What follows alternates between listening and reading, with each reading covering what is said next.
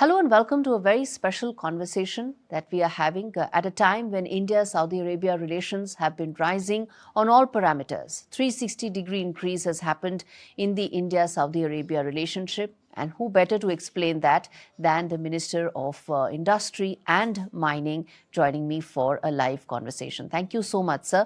Mr. Bandar bin Ibrahim Alkhorayef. I hope I got your spelling right, sir. Pardon me if I didn't get the pronunciation right. Thank you so much for speaking to me on NDTV. Let me start by asking you, what brings you here? Thank you, and thanks for having me. It's a great pleasure for me to be here in India representing my country of Saudi Arabia and my government. Well, what brings me here is you have a great country, and we, as you rightly said in the beginning of this interview, that the relationship today between the two countries is very unique, and it puts a lot of pressure for us on different sectors really to benefit and capitalize on this relation. I think in addition definitely to the great relation between the leaders, but I think we enjoy also a great relationship between the business community in the two countries as well as people also. The bilateral trade has risen substantially. It's about $44 billion, and it's seen a huge increase in the last 3-4 years. As someone who has a bird's eye view of the bilateral trade, let me start by asking you, how do you see this growth and where do you see it coming from?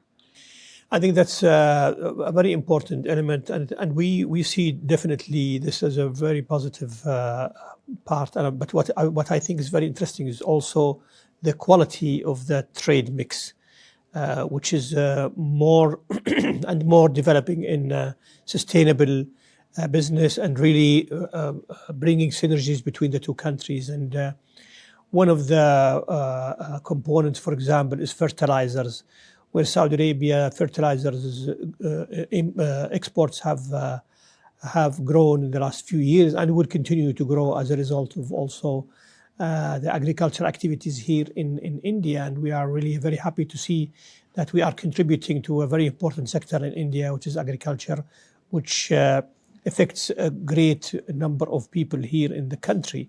So, in addition to the growth of the numbers, I think the quality also is improving, and in this kind of volumes, we have to be very mindful of also not forgetting small activities that may be very small today, but they have the potential to grow. And I'm very keen, for example, on technology. India is a great place for technology, for ideas, for entrepreneurs, and we see a lot of synergies that can happen between the two countries, especially in the industry. We plan to build our industrial base on, for industrial revolution, AI, 3D printing, additive manufacturing, and so on. And there's a lot of activities that can be brought from India, hardware, software, talent, and so on. This also comes at a time when Saudi Arabia is also looking to sort of divest and from its energy focus or from its traditional focus. Where do you see the partnerships with Indian business happening? And we're speaking at a time when Indian companies have also risen substantially, right? There are now 3,000 plus companies that are there in KSA. Talk to us about where do you see these partnerships coming and aligning with your government's vision of 2030? It's growing very well. We see a great interest from private sector here in India, and it's across the board, from the large corporates to the very, SMEs and entrepreneurs. I think it's our job to explain exactly what we are looking for, where is our focus. So we talk with private sector today. I'm having also a round table with private sector to explain to them our strategy in industry, where are the different sectors that we are focusing, where we see that we can work with Indian companies, where are the opportunities in the value chains in different sectors. In mining also, India has mining activities for decades, and we are only starting, and there's a lot to share knowledge and to learn because Mining, for example, is an area where we need a lot of capabilities. So mining services, mining companies, equipment, technology, and so on and so forth.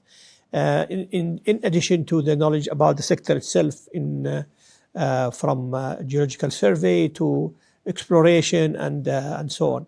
So we try to reach out to the private sector in India to explain, and of course we receive a lot of private sector in Saudi Arabia. I think one of the largest delegations normally I meet is from India, and it shows really the great interest, and it is our duty to explain to them our direction, but also to give them access to the different enablements that we have and different packages that makes their journey of investment or capturing, the potential that we have in Saudi as easy as possible.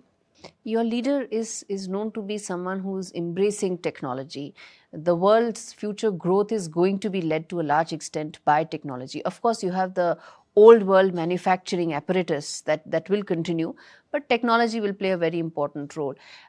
Where do you see the India-Saudi Arabia partnership from a technology point of view, especially given the inroads and progress that India has made when it comes to AI, deep tech, and so on and so forth? Well, I see it from three angles. One is you have technologies that are already mature and stable, well tested. It's very easy to bring these technologies into different activities in Saudi Arabia. And we have today, for example, in the ministry, we have a program called Future Factories Program, where we incentivize manufacturing capabilities and companies to adopt new technologies, and we are offering incentives and financing and training for them. The second pillar, I think, is when it comes to the joint ventures in certain activities where we can scale up different technologies, not only for Saudi market, but also for a global setting presence. Up scalable technologies. Scalable technologies.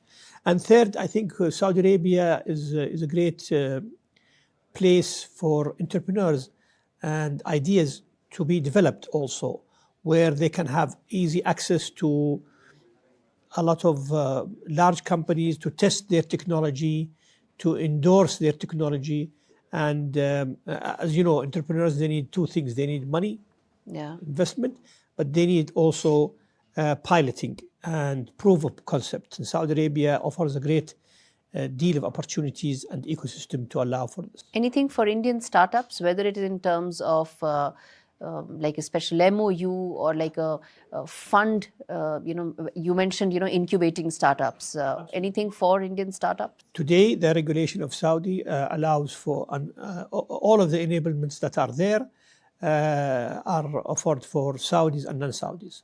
So Indians can come as long as they register in Saudi. They will have full access to all of the different enablers, including incubators that in different sectors. We have various incubators in different subsectors. Also incentives, helping them to, as I mentioned earlier, to connect with private sector, with large government entities, or with large state-owned companies to pilot and test, access to research institutions who have their own programs in developing different ideas and components. We are having this conversation at a time when probably the globalized trade world as one knew it is undergoing a shift. President Trump is leading that shift. We are seeing that almost not even at a daily basis, but at an hourly basis. What's happening with Canada, Mexico, Colombia, all that.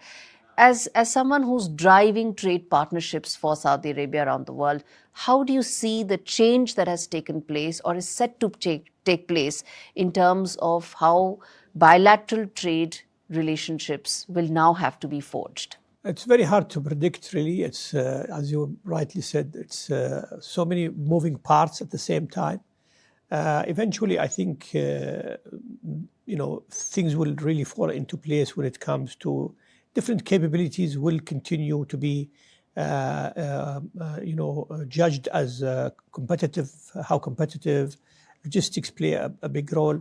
But definitely, I mean, we need some change. We have seen what COVID have shown us a big lesson of the disruption that we have seen. The war between Russia and Ukraine also showed how vulnerable many of the activities are.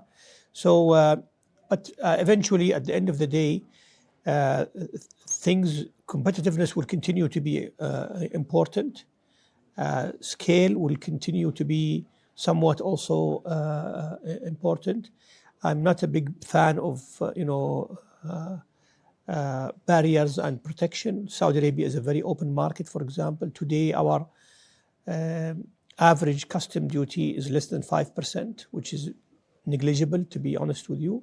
So, but nevertheless, we have been successful in competing in different activities because we have the right ingredients to be competitive, and we will continue to be competitive in this. But this comes.